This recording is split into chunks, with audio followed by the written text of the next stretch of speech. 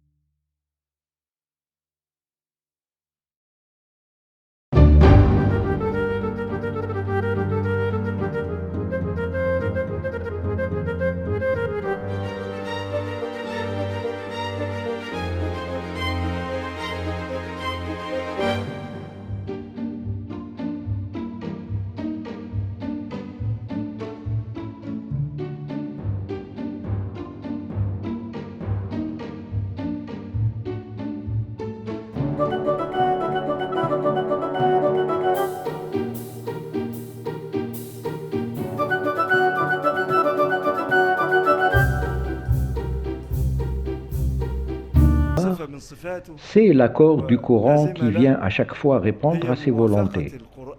Si on réfléchit profondément, on y verrait une chose extraordinaire. Si Omar exprime son désir, Allah aussitôt le soutient et le lui accorde. Regardons ce qu'ont rapporté Ibn Asakr et Ibn Mardaweh dans l'ouvrage de Abi al-Abbas Ibn Hajar al-Haythami.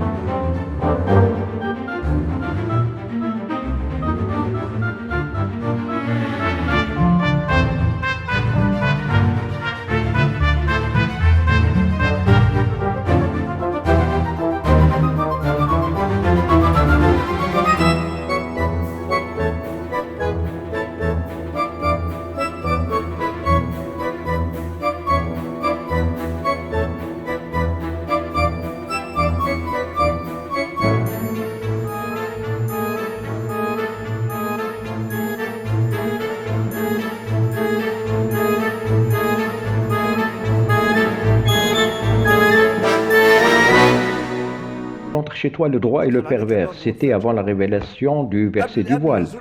Les hommes entraient librement parler à ses épouses, Aïcha et Hafsa. Pourquoi ne leur ordonnes-tu pas de se couvrir derrière un voile? Et ainsi est descendue la révélation. Si vous demandez quelques objets que ce soit, demandez-le leur à travers un voile.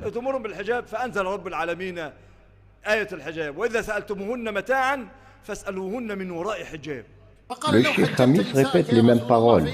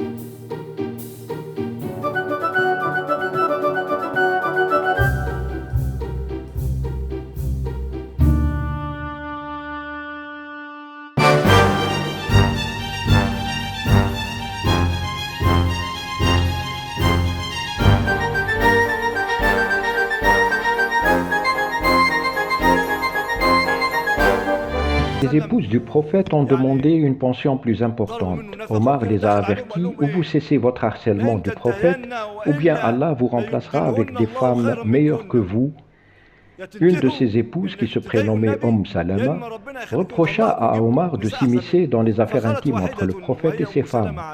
Alors, Allah fit descendre la révélation à Mohammed conforme aux paroles d'Omar à travers le verset « S'il vous répudie, il se peut que son Seigneur lui donne en échange des épouses meilleures que vous, musulmanes, croyantes, obéissantes, repentantes, adoratrices, jeûneuses, déjà mariées ou vierges. » Omar s'est adressé à sa fille Hafsa, qui est l'épouse du prophète, et à ses autres femmes en les avertissant par le verset 5 de la sourate 66, la répudiation. S'il vous répudie, il se peut que son Seigneur lui donne en échange des épouses meilleures que vous, musulmanes, croyantes, obéissantes, repentantes, adoratrices, jeûneuses, déjà mariées ou vierges.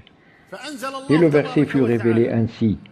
S'il vous répudie, il se peut que son Seigneur lui donne en échange des épouses meilleures que vous, musulmanes, croyantes, obéissantes, repentantes, adoratrices, jeûneuses, déjà mariées ou vierges. Ainsi les paroles d'Omar étaient en accord avec celles d'Allah le Tout-Puissant.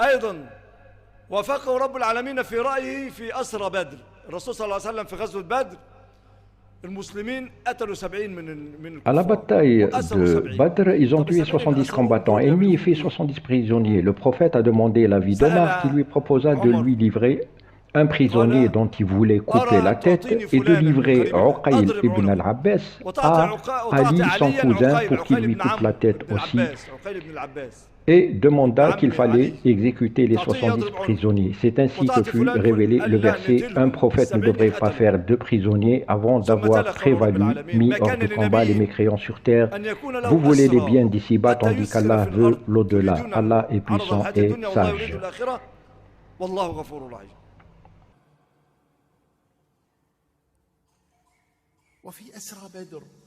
À propos des prisonniers de la bataille de Badr, il y a eu l'avis de Boubacar et l'avis d'Omar qui était qu'ils devaient être exécutés. La réponse est venue d'Allah le Tout-Puissant et venue confirmer son souhait, c'est-à-dire le souhait d'Omar. Un prophète ne devrait pas faire de prisonniers avant d'avoir prévalu, mis hors de combat les mécréants sur terre.